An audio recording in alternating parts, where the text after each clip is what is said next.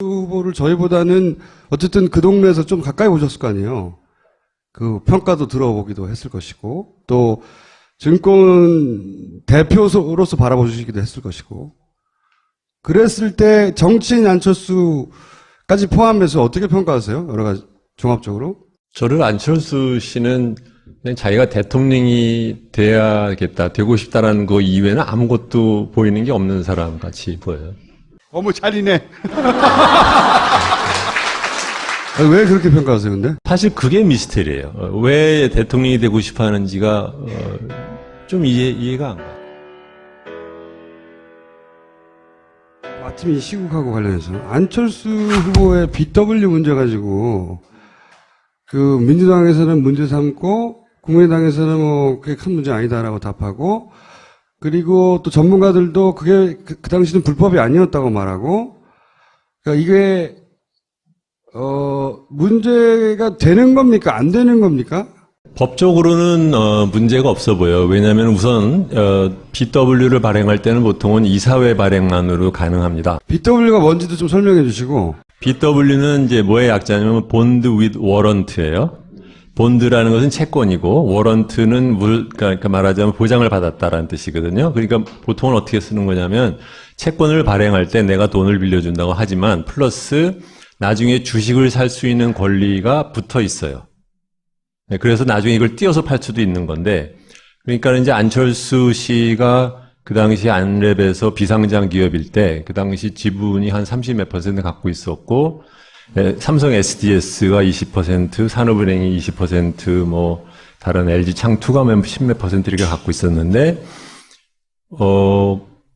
3억을 들여서 지분의 20%를 늘려요.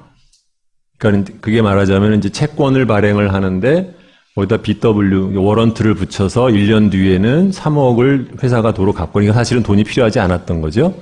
그러고 난 다음에 그 워런트를 행사를 해서 그 전에 자기가 갖고 있던 지분보다 한 20%를 올려서 한 50몇 %를 올리고, 오늘 기사죠. 곽정수 씨가 한겨레 기사를 썼는데 제가 보니까 그 지분 계산이 좀 잘못된 것 같아요. 그래서 제가 오늘 그렇지 않아도 그 얘기를 해주고 왔어요. 전화해서 그 지분 계산 잘못된 것 같다 그랬더니 본인은 다른 데서 들은 얘기라서, 그래서 제가 그 감사 보고서 카피해 놓은 걸 갖다 보내줬는데 어떻게 또 마침 그걸 또 물어보시는데, 그러니까는 보통 이사회 의결만이 아니라 원래 돌아가면 이게 주총까지 갔어요. 그러니까 주주들이 다 동의를 한 거예요. 그렇죠? 그러다면 그 주주는 산업은행이라든가 뭐 SDS라든가 이런 사람들이 있었기 때문에 굳이 그 사람들이 무슨 뭐 그 협박을 당하거나 아니면은 무슨 이해관계에 무슨 충돌이 있어서 그럴 것 같지는 않은데, 그러면 왜 중요한 것은 왜 그러면 그 사람들은 안철수가 20%의 지분을 3억만으로 올리는 것을 허용을 했을까? 네. 그게 사실은 더 중요한 거죠. BW 발행하는 거는 이제 회사가 돈이 없어서 조달하려고 할 때 보통 발행하는데 돈이 필요한 상황도 아니었는데 그 단가의 BW를 발행하면 이 사람은 곧 상장되면 최소 몇백억씩 이득을 볼 수 있는데 그거를 다른 주주들이 허용해 준 거다 이거잖아요.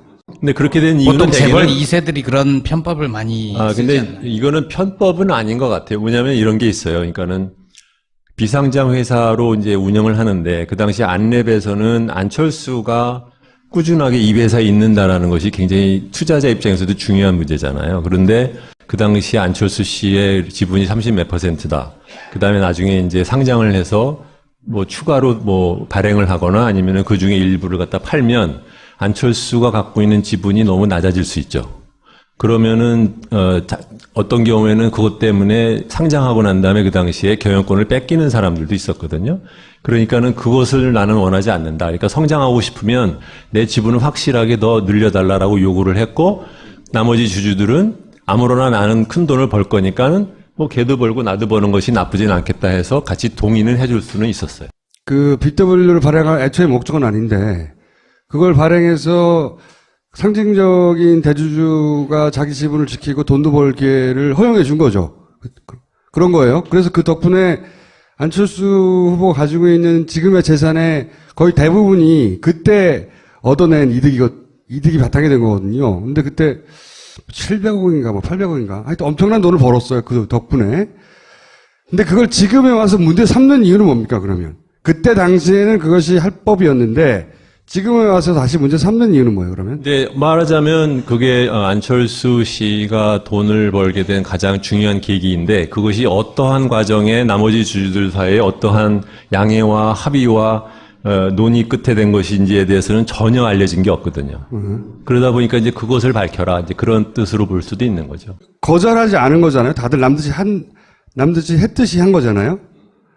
만약에 그게 훨씬 자기한테 엄격한 도덕 기준을 적용하는 사람이면 안 할 수도 있었던 건데 안철수는 그 정도는 아니었다. 그러니까 그냥 소위 당시 흔한 자본가 정도지 안철수 후보가 우리가 생각하듯이 유난하게 깨끗하고 그런 사람은 아니다. 이런 공격인가요? 저는 한 번도 안철수가 다른 사람보다 이렇게 유난하게 깨끗하다고 생각해 본 적이 없기 때문에 그게 이렇게 대단한 이슈가 된다고 생각은 그러니까 불법했지 이거라기보다는 뭐 딱히 깨끗하지 않구만 니도 이 정도 공격인가 혹은 당신이 주장하듯이 무슨 새정치나 뭐 자본의 논리를 뛰어넘는 무슨 아주 훌륭한 지도자나 그렇지 않죠. 자본의 논리에 가장 충실한 딜을 한 거예요. 뭐냐면은 내가 그 회사에서 갖고 있는 그 위치, 브랜드라는 것을 최대한으로 이용을 해서 나머지 주주들한테 말하자면 내놔. 너도 돈 버니까 내가 좀 챙기게 좀 너도 좀 손 좀 들어. 근데 뭐 서로가 이해관계에서 특별하게 나쁘지 않으니까 그러니까 그렇게 간 거죠. 돈의 관점에서는 자연스럽다.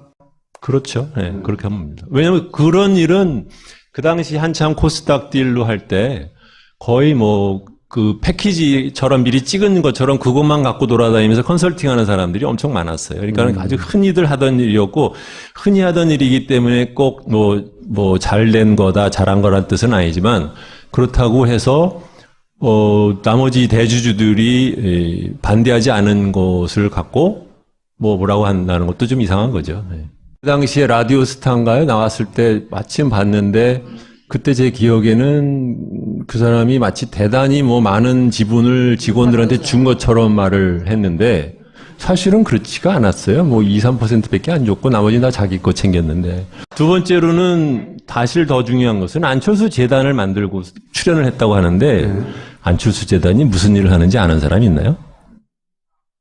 그렇잖아요. 지금 청계재단이랑 뭐가 달라? 근데 이상하게도 그 문제를 들여다보는 사람은 없어요. 안철수 재단을 만들고 난 다음에 제가 알기로는 사무국장 하는 사람들이 거의 3개월에서 6개월마다 바뀌었어요, 계속. 중요한 얘기네.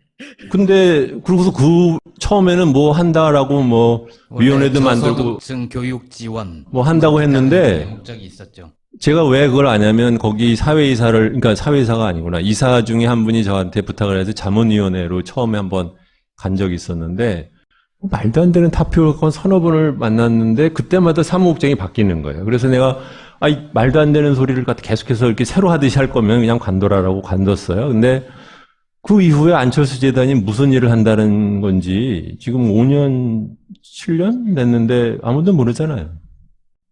근데 왜 그걸 아무도 왜 안 들여다봐요? 기자들은. 네, 들여다보겠습니다. 저도 두 가지 질문을 여쭤볼게요. 규제 프리존에 대해서 어떻게 생각하시는지. 또 하나는 네. 저도 페이스북 라이브를 한번 봤는데 별명이 공선생이시더라고요. 왜 주선생이 아니고 공선생이십니까? 공선생이라는 별명은 옛날에 한겨레 신문 논설 주관하시던 김선주 씨가 저랑 잘 아는데 그분이 저한테 붙여준 별명이세요. 네, 그래서 근데 네. 뭐 자꾸 아까도 지금 김어준 씨가 설명을 잘못하셨는데 제가 하기를 하지 않았어요. 그렇기 때문에 근데 사람들이 입에 익어가지고 자꾸 주박사 그러고 소년께서 자꾸 주박사라고 하시는데 박사님 아니세요? 네. 입에 익은 그 어투를 바꿔드리기 위해서 네. 그래서 공선생으로 불러주세요라고 얘기를 한 것이고 빌공짜인가요? 만들어주신 분은 그렇게 설명을 해요. 네. 규제 프리존은 굉장히 나쁜 법이에요. 왜냐하면 보세요. 그러니까 규제를 특정 지역별로 각 지자체장이 이 분야에 있어서는 나는 규제를 적용하지 않겠다라는 것에 대한 권한을 주는 거잖아요. 그러면은 전국적으로 우리가 만든 규제의 전체적인 일관성이라든가 안전성에 대한 담보는 건 누가 어떻게 할 거냐라는 그 안전장치가 전혀 없어요. 예. 두 번째로는 만약에 규제를 그렇게 풀어둘 것이 중요하다고 하면 그러면 그것은 정치인들이 중앙정부에서 거기서 해야지 어떻게 각자 알아서 해보라는 쪽으로 가는 것은 굉장히 위험한 거거든요. 근데 세 번째로는 이건 여러분들도 아시겠지만 규제 프리존을 제일 푸시했던 데가 누구였느냐? 정경련이에요. 네. 네. 이승철인가? 그 사람, 그 부회장이라는 사람이 돌아다니면서 지자체장한테 도장 받아가지고선 돌아다니는 법인데, 근데 꼭 뭐 그 사람이 한다고 다 나쁜다는 누구는 것은 어디, 누구는 아니겠지만, 어디, 다 예. 기업별로 그 규제를 풀어달라는 게 달라요. 그러니까 그것이 이거는 너무 눈 가리고 아우. 보세요. 그러니까 대기업이 각 지자체장과 지자체의 의회를 자기가 원하는 분야만 살짝 골라서 따먹기 얼마나 좋은 거잖아요. 굉장히 위험한 예를 것인데. 들면 어느 지역에서 화장품을 만드는데 기능성 화장품에 대한 규제를 풀어달라는 거예요. 그러면 거기서 기능성 화장품은 표기가 굉장히 복잡합니다. 그럼 이것이 들어있지 않고 이 성분이 없어도 된다라는 그런 법이 거기서 생겨나면 그 화장품은 어디서 팔려요? 전국으로 팔리잖아요. 근데 지금 말하다 보니까 김어준 씨 눈이 지금 작아졌어요. 아니, 규제 프리존 법안은 대단히 중요하거든요. 네. 지금 중요하긴 그거- 중요하죠. 네. 두 유력한 후보 중에 한 명은 찬성하고 한 명은 반대하거든요. 그건 진짜 잘못된 법입니다. 안철수 후보를 저희보다는 어쨌든 그 동네에서 좀 가까이 오셨을 거 아니에요. 그 평가도 들어보기도 했을 것이고, 또 증권 대표로서 바라보시기도 했을 것이고, 그랬을 때 정치인 안철수까지 포함해서 어떻게 평가하세요? 여러 가지 종합적으로? 저를 안철수 씨는 그냥 자기가 대통령이 돼야겠다, 되고 싶다라는 거 이외에는 아무것도 보이는 게 없는 사람 같이 보여요. 어머, 잘이네. 왜 그렇게 평가하세요, 근데? 사실 그게 미스테리예요. 왜 대통령이 되고 싶어 하는지가 좀 이해가 안 가요. 그거보다는 거꾸로 이렇게 보시는 게 어떨까 싶어요. 지금 여권에서 후보로 내는 사람의 그 역사를 보세요. 이해창, 이명박, 박근혜, 그 다음에는 지금은 다 말할 필요도 없는 사람들에다가 이제 이쪽으로 와가지고 안철수가 됐는데 이거 자체가 굉장히 독특한 현상이에요. 무슨 말이냐면 우리나라에서 기득권 세력이 지금 대통령 후보로 국민한테 팔려고 하는 사람들이 고갈되고 있는 거예요. 네. 그렇죠? 밖에서 그러니까 뭐 회사 사장하던 이명박이라는 사람은 사실 정당 정치인도 아닌데 그 사람이 들어왔죠. 그 다음에 이제 맨 마지막으로 남은 게, 그러니까는 박근혜, 그러니까 박정희 딸이라고 한번 그야말로 이제 써먹었는데 문제는 그 사람들이 됐다라는 거잖아요.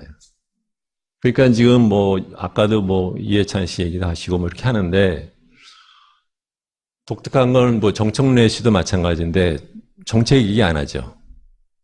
주요 말하자면 일종의 말하자면 영화 뭐 캠페인 하듯이 흥행하듯이 이런 쪽으로만 쭉 얘기를 하는데 문제는 그렇게 해봤자 결국은 졌었단 말이죠. 지금도 사실은 저쪽이 저렇게 돼서 그렇지 뭐 어떻게 누가 알아요? 반기문이 소위 박근혜 저렇게만 되지 않았다고 하면 어떤 식으로 됐을지 모른단 말이죠. 그렇기 때문에 이제 왜 이런 말씀을 드리냐면은 안철수는 안철수를 보면 안 된다고 봐요. 예. 여당에서 자꾸 누군가를 국민한테 내놓고 국민들한테 이제 속이고 싶어하는 것이 점점점 고갈돼가는 과정의 하나로 보는 것이 더 낫지 않나 저는 그렇게 생각합니다. 자유한국당 후보도 아니고 바른정당 후보도 아니고 민주당에서 떨어져 나간 분들 국민의당의 후보잖아요. 근데 지금 거침없이 여당 후보라고 말씀하신 거는 특별한 이유가 있나요?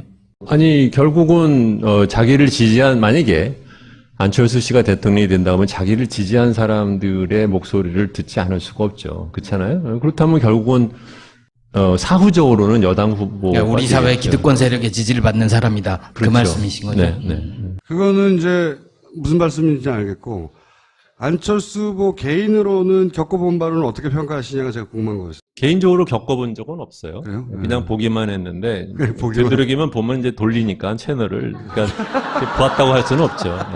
네. 증권업계에 계시면서나 이렇게 가까이 했던 사람들의 이야기나 간접적으로 들어본 적은 없어요? 사실은 제가 그쪽 당에 가 있는 제 친구들이 많아요. 가장 중요한 두 분이 가장 친한 친구예요. 근데 이상하게 우연치 않게 이제 두 사람이 다 각각 다른 이유로 가 있는데, 제가 싫어하는 걸 아니니까 저한테 되도록이면 얘기를 안 해요.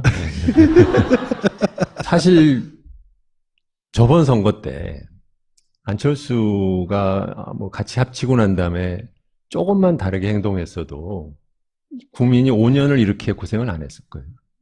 저는 그 면에서는 그 사람을 도저히 용서할 수 없어요. 본인은 최선을 다했대잖아요. 20몇 차례 선거 유세 다니고 막판에 목도리도 눌러주고 할 것 다 아마 했는데 왜 뒤늦게 나를 비난하냐 이렇게 5년 후, 얘기하잖아요. 5년이 안 됐죠. 요번에는 아마 선거 날 떠나지 않고 선거 다음 날 떠날 것 같아요. 예. 아니, 저희는 이제 책 얘기만 하고 살짝 물어보려고 그랬더니 뭔가 저격수가 날아왔어. 저격수예요. 저는 그때 청문회 날 한국 재벌이 조폭과 같아서 예, 아니, 그 그러니까, 말이 아니, 그 왜, 생각나는데, 예. 다시 한번 얘기해달라고 했던 거 있잖아요, 왜. 이완구 의원이 예. 그때 몇 번의 질문을 그 사람이 이 주 선생이 누군 줄 알았으면 그 질문을 하면 안 되는 거죠.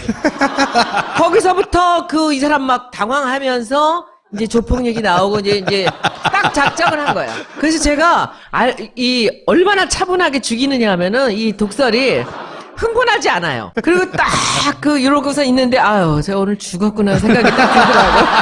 근데 이제 거기서부터 잘못 걸려가지고 하나에서 쪽지 받아갖고 한 거거든, 그게. 아, 하나에서 그렇게 공격하라고. 그치. 쪽지를 줬는데 그 쪽지 주는 상황까지 다 본 거예요. 근데 그 친구가 벌써 하고 이렇게 이 질문을 하려고 하는 순간 무슨 질문을 할지 이미 다 알고 있었어요. 그리고 이제 준비를 딱 하고 팔을 탁 기대더니 얼굴이 더 싸늘해지면서 이제 그러면서 한국 재벌들이 조폭과 같다가 쭉 나온 답변이 나오고 그거 하나로 책까지 내신 거 아니에요 지금? 그리고 이 책을 그렇게 무리하게 낸 이유가 저는 대통령 후보가 되시는 분들이 이 책을 꼭 봤으면 좋겠어요. 그리고 이 얘기가 너무 좋잖아요. 사립 공립이 중요한 게 아니라 왜 사립하는 사람들한테 아부를 하느냐. 그리고 집 가까이에 좋은 유치원이 있으면 되는 거지. 아니, 이 페이스북 자체가 굉장히 크게 화제가 됐어요. 내용이. 당시에 안철수 후보가 한 발언이 뭐가 잘못인지 정확하게 바로 집어줘가지고 크게 화제가 됐고요. 인연이 되게 중요하거든요. 네. 누가 나를 이 자리에 데려왔는가. 근데 아까 말씀에는 김종인 의원이 같이 하자 해서 오셨다는 거 아니에요? 네. 김종인 의원 나갔잖아요. 네. 뭐 의원 중에 어떤 분은 따라 나가기도 했는데 제가 그럴 잡았어요. 생각은 전혀 없으셨나요? 명분이 중요하지 인연이 중요한 건 아니죠. 아니,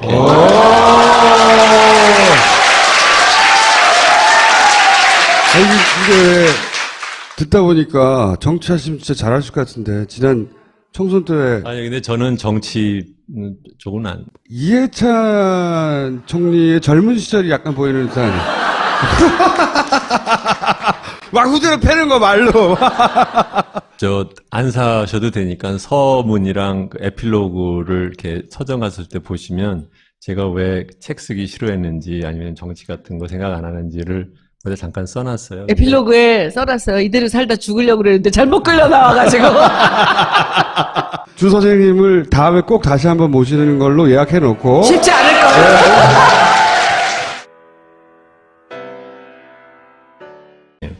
굳이 그 사람들이 무슨 그 협박을 당하거나 아니면은 무슨 이해관계에 무슨 충돌이 있어서 그럴 것 같지는 않은데, 그러면 중요한 것은 왜 그러면 그 사람들은 안철수가 20%의 지분을 3억만으로 올리는 것을 허용을 했을까? 네. 그게 사실은 더 중요한 거죠. BW 발행하는 거는 이제 회사가 돈이 없어서 조달하려고 할 때 보통 발행하는데 돈이 필요한 상황도 아니었는데 그 단가에 BW를 발행하면 이 사람은 곧 상장되면 최소 몇백억씩 이득을 볼 수 있는데 그거를 다른 주주들이 허용해 준 거다 이거잖아요. 근데 그렇게 된 이유는 보통 재벌 대개는 2세들이 그런 편법을 많이 근데 쓰잖아요. 이거는 편법은 아닌 것 같아요. 뭐냐면 이런 게 있어요. 그러니까는 비상장 회사로 이제 운영을 하는데 그 당시 안랩에서는 안철수가 꾸준하게 이 회사에 있는다라는 것이 굉장히 투자자 입장에서도 중요한 문제잖아요. 그런데 그 당시 안철수 씨의 지분이 30몇 %다. 그 다음에 나중에 이제 상장을 해서 추가로 발행을 하거나 아니면은 그 중에 일부를 갖다 팔면 안철수가 갖고 있는 지분이 너무 낮아질 수 있죠. 그러면은 어떤 경우에는 그것 때문에 상장하고 난 다음에 그 당시에 경영권을 뺏기는 사람들도 있었거든요. 그러니까는 그것을 나는 원하지 않는다. 그러니까 성장하고 싶으면 내 지분을 확실하게 더 늘려달라고 요구를 했고, 나머지 주주들은 아무로나 나는 큰 돈을 벌 거니까는 뭐 걔도 벌고 나도 버는 것이 대단한 이슈가 된다고 생각합니다. 그러니까 불법했지 이거라기보다는 뭐 딱히 깨끗하지 않구만 니도 이 정도 공격인가? 혹은 당신이 주장하듯이 무슨 새정치나 뭐 자본의 논리를 뛰어넘는 무슨 아주 훌륭한 지도자는 그렇지 않죠. 자본의 논리에 가장 충실한 딜을 한 거예요. 뭐냐면은 내가 그 회사에서 갖고 있는 그 위치, 브랜드라는 것을 최대한으로 이용을 해서 나머지 주주들한테 말하자면 내놔. 너도 돈 버니까 내가 좀 챙기게 좀 너도 좀 손 좀 들어. 근데 뭐 서로가 이해관계에서 특별하게 나쁘지 않으니까 그러니까 그렇게 간 거죠. 돈의 관점에서는 자연스럽다. 그렇죠. 네, 그렇게 합니다. 왜냐하면 그런 일은 그 당시 한참 코스닥 딜로 할 때 거의 뭐 그 패키지처럼 미리 찍은 것처럼 그것만 갖고 돌아다니면서 컨설팅하는 사람들이 엄청 많았어요. 그러니까 아주 흔히들 하던 일이었고, 흔히 하던 일이기 때문에 꼭 뭐 잘된 거다, 잘한 거란 뜻은 아니지만, 그렇다고 해서 나머지 대주주들이 반대하지 않은 것을 갖고 뭐라고 한다는 것도 좀 이상한 거죠. 네. 그 당시에 라디오 스타인가요? 나왔을 때 마침 봤는데, 그때 제 기억에는 그 사람이 마치 대단히 뭐 많은 지분을 직원들한테 준 것처럼 말을 했는데 사실은 그렇지가 않았어요. 뭐 2, 3%밖에 안 줬고 나머지 다 자기 거 챙겼는데. 두 번째로는 나중에 주식을 살 수 있는 권리가 붙어 있어요. 네, 그래서 나중에 이걸 띄어서 팔 수도 있는 건데, 그러니까 이제 안철수 씨가 그 당시 안랩에서 비상장 기업일 때 그 당시 지분이 한 30 몇 % 갖고 있었고, 삼성 SDS가 20%, 산업은행이 20%, 뭐 다른 LG 창투가 10몇 % 이렇게 갖고 있었는데 3억을 들여서 지분의 20%를 늘려요. 그러니까 그게 말하자면 이제 채권을 발행을 하는데 거기다 BW 워런트를 붙여서 1년 뒤에는 3억을 회사가 도로 갚고, 그러니까 사실은 돈이 필요하지 않았던 거죠. 그러고 난 다음에 그 워런트를 행사를 해서 그 전에 자기가 갖고 있던 지분보다 한 20%를 올려서 한 50 몇 %를 올리고, 오늘 기사죠. 곽정수 씨가 한겨레 기사를 썼는데 제가 보니까 그 지분 계산이 좀 잘못된 것 같아요. 그래서 제가 오늘 그렇지 않아도 그 얘기를 해주고 왔어요. 전화해서 그 지분 계산 잘못된 것 같다 그랬더니 본인은 다른 데서 들은 얘기라서, 그래서 제가 그 감사 보고서 카피해 놓은 걸 갖다 보내줬는데 어떻게 또 마침 그걸 또 물어보시는데. 그러니까는 보통 이사회 의결만이 아니라 원래 돌아가면 이게 주총까지 갔어요. 그러니까 주주들이 다 동의를 한 거예요. 그렇죠? 그러다면 그 주주는 산업은행이라든가 뭐 SDS라든가 이런 사람들이 있었기 때문에. 후보를 저희보다는 어쨌든 그 동네에서 좀 가까이 보셨을 거 아니에요. 그 평가도 들어보기도 했을 것이고, 또 증권 대표로서 바라보시기도 했을 것이고, 그랬을 때 정치인 안철수까지 포함해서 어떻게 평가하세요? 여러 가지 종합적으로? 저를 안철수 씨는 그냥 자기가 대통령이 돼야겠다, 되고 싶다라는 거 이외에는 아무것도 보이는 게 없는 사람 같이 보여요. 어머, 잘이네. 왜 그렇게 평가하세요, 근데? 사실 그게 미스테리예요. 왜 대통령이 되고 싶어 하는지가 좀 이해가 안 가요.